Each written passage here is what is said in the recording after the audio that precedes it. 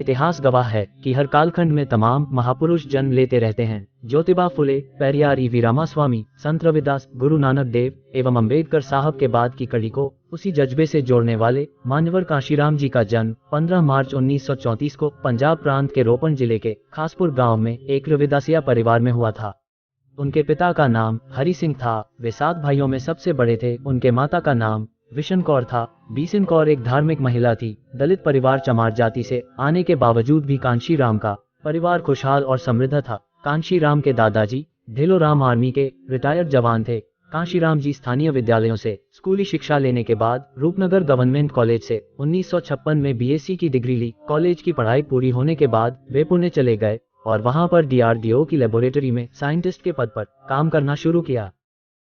DRDO में नौकरी के दौरान उनको जातिवाद और छुआछूत की भावना का अनुभव हुआ। 14 अप्रैल को अंबेडकर जयंती की छुट्टी को रद्द कर दिया गया और छुट्टी मांगने वाले कर्मचारी को नौकरी से निकाल दिया गया। तब कांशीराम साहब जी ने वहां के कर्मचारियों को इकट्ठा करके संघर्ष किया। तब जाकर अंबेडकर जयंती की छुट्टी मिली और निलंबित कर्मचारी को नौकरी पर पुनः रख लिया गया। इस संघर्ष के दौरान उनकी मुलाकात वाल्मीकि जाति के कर्मचारी दीना भाना से होती है। उन्होंने बाबा साहेब अंबेडकर द्वारा लिखित जाति का विनाश नामक पुस्तक कांशीराम साहब को दिया, जिसे कांशीराम साहब ने रात भर में 3 बार पढ़ा। बाबा साहब की इस पुस्तक को पढ़ने के बाद उनका कहना था कि इस पुस्तक ने मुझे जिंदगी भर का काम दे दिया है। और नौकरी छोड़ते हुए उन्होंने अपने घर के लिए एक पत्र लिखा और कहा कि वे संन्यास ले रहे हैं। उनका परिवार के साथ अब कोई रिश्ता नहीं है और ना ही परिवार के किसी आयोजन में शामिल होंगे। उन्होंने इस पत्र में यह भी लिखा कि वह कभी शादी नहीं करेंगे। उनका सारा जीवन बहुजन समाज के उत्थान के लिए समर्पित है।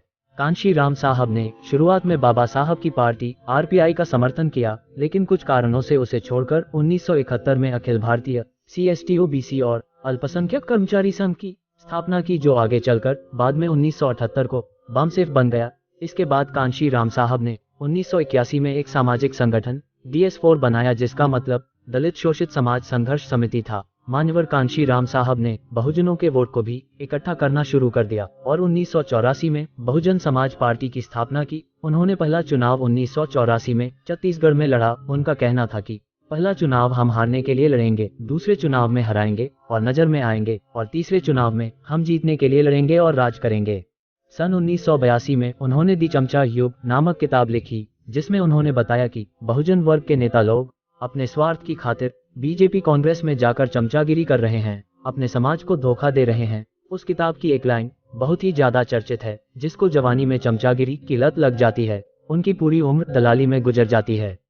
कांशीराम जी ने दूसरे ही चुनाव में बसपा को राष्ट्रीय पार्टी का दर्जा दिलाते हुए 3 जून 1995 को सुश्री मायावती जी को उत्तर प्रदेश का मुख्यमंत्री बना दिया।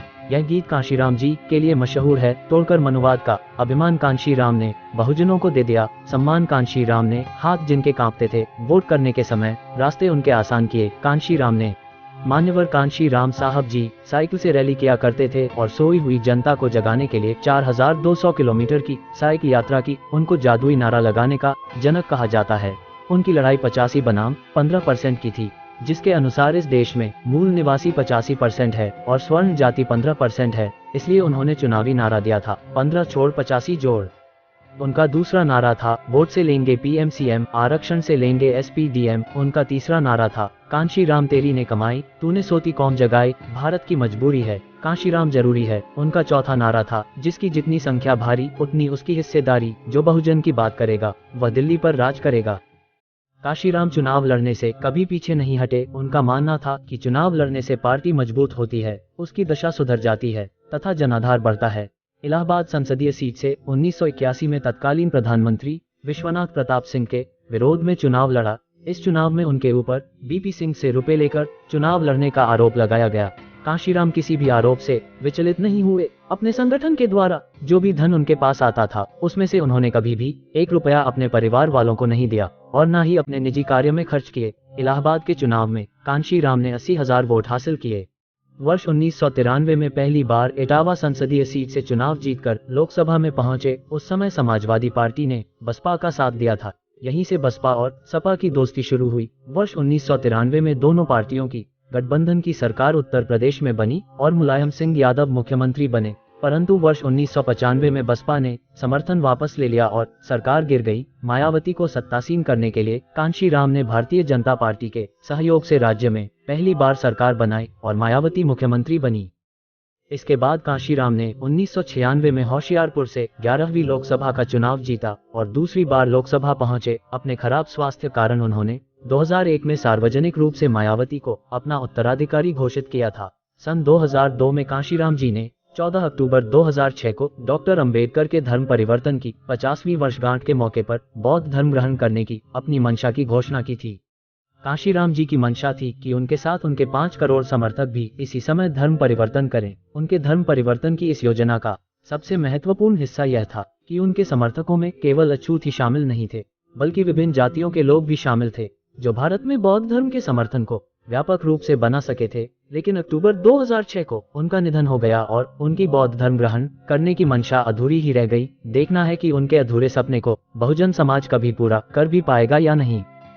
इसी प्रकार का वीडियो देखने के लिए हमारे YouTube चैनल को सब्सक्राइब करें, वीडियो को लाइक, कमेंट एंड शेयर करें। धन्यवाद।